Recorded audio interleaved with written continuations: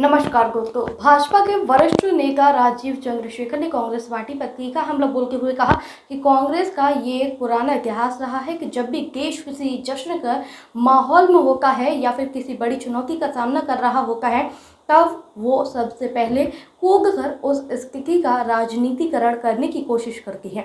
उन्होंने कहा कि ये कांग्रेस की आदत बन चुकी है कि वो राष्ट्रीय मुद्दों पर भी राजनीति फायदा उठाने से नहीं चूकती।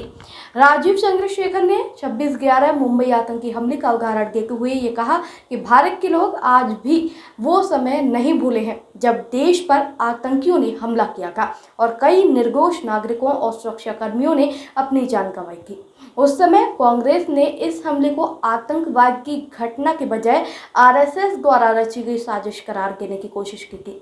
आपको बता दूं, उन्होंने ये बताया है कि ये ना सिर्फ देश की सुरक्षा एजेंसियों का अपमान था, बल्कि उन शहीदों के बलिदान का भी अपमान था जिन्होंने आतंक के खिलाफ लड़ते हुए अपनी जान गंवाई।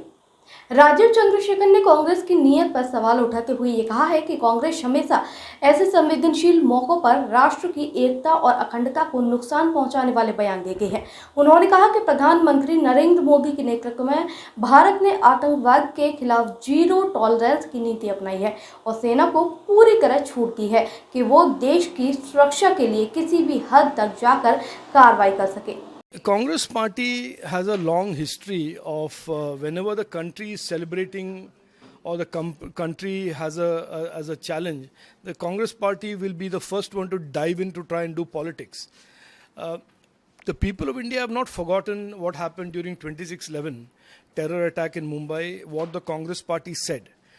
The Congress party said on that day that this was not a terror attack, this was something that the RSS had conducted. If you remember, your viewers will definitely remember. During the Pulwama attack, again the Congress party said this is something that was conducted by the BJP, and last 3 days ago, a Pakistani air marshal says, a military man says, that Pulwama was a strategically well thought through attack by the Pakistani military establishment.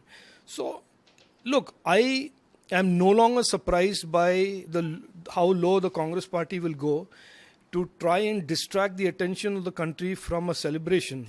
The last 4 days, India has prevailed over Pakistan decisively in an unprecedented demonstration of our military strength and our political resilience. India has demonstrated that no terrorist that comes into India and kills 26 people, innocent people, will go unanswered. And that answer probably certainly disturbs Pakistan, is also disturbing the Congress party.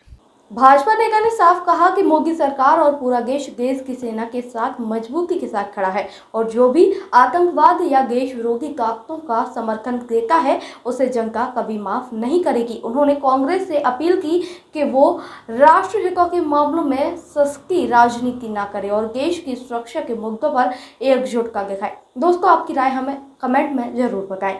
ऐसे ही latest update के लिए हमारे channel royal bulletin को like, share और subscribe करना ना भूलें।